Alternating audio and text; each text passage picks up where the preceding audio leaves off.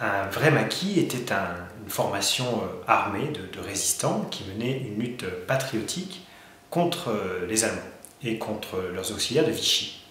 Et on peut considérer qu'un faux maquis, c'était une bande avec des gens qui recherchaient d'autres objectifs, qui étaient plutôt des objectifs particuliers, individuels, par exemple faire des pillages, par exemple exercer des vengeances. Maintenant, et c'est là où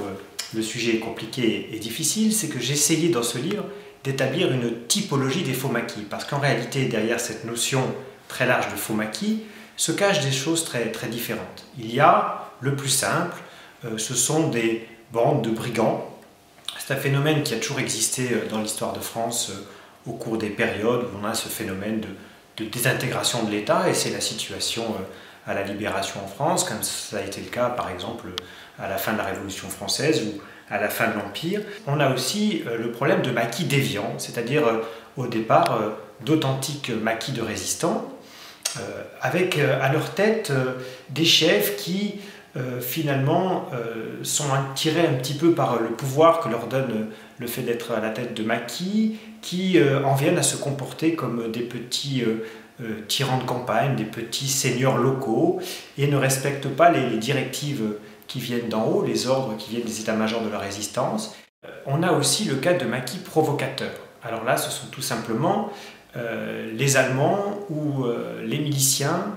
la police de Vichy, qui sentent que la meilleure façon d'infiltrer la résistance, c'est d'essayer de se faire passer pour des résistants.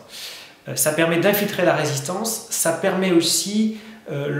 avec le cas de faux maquis, qui sont en réalité des maquis organisés par des miliciens, d'essayer de ternir l'image de la résistance auprès des populations locales. En cherchant dans les archives, je me suis rendu compte que si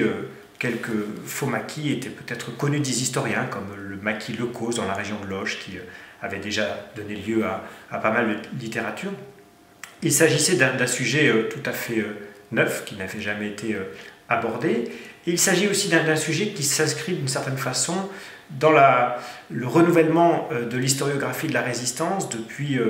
plusieurs années. Aujourd'hui, on arrive avec des générations d'historiens qui sont peut-être un peu plus dégagés du poids des vivants, hein, puisque finalement ceux qui ont commencé à écrire l'histoire de la résistance, c'était d'abord les résistants. Et aujourd'hui, on arrive peut-être à aborder plus facilement certains sujets un peu plus complexes, et on arrive aussi à les aborder avec le recul nécessaire. J'étais un peu inquiet au moment de la sortie du livre sur la façon dont ce livre allait être reçu par les organisations institutionnelles de la résistance. Parce que j'avais peur notamment que le sujet en lui-même puisse être considéré comme une façon de ternir la résistance, que le livre en réalité n'est pas. Mon livre en réalité s'intéresse avant tout à un problème qui s'est posé à la vraie résistance et à la façon dont cette vraie résistance a essayé de répondre à ce problème, parce que les vrais maquis ont toujours essayé, justement par rapport aux enjeux qu'il y avait auprès de la population locale, aux enjeux politiques que tout ça soulevait, les vrais maquis ont toujours cherché à lutter de façon la plus efficace possible contre ces phénomènes de faux maquis. Je me suis vraiment efforcé dans mon livre de bien montrer qu'il n'y a pas de confusion possible en général entre un vrai et un faux maquis, alors que dans les années d'après-guerre, et c'est là où le sujet avait pu être instrumentalisé à des fins de mémoire, on avait tendance à mettre sur le compte des vrais maquis tous les assassinats, les pillages, les vengeances exercées par un certain nombre de faux maquis. Le livre a parfois délié des langues, c'est-à-dire que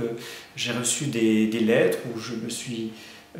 mis à parler à la fin de conférences avec des gens, souvent les enfants, qui viennent me voir en me disant « oui, c'est vrai, en fait, mes parents ont été assassinés, on ne savait pas bien par qui c'était, parfois on nous disait que c'était par des résistants, en même temps nos parents n'étaient ni collaborateurs, ni miliciens, quoi que ce soit, donc on ne comprenait pas. Et en fait, votre livre permet de mettre le doigt sur le problème, c'est-à-dire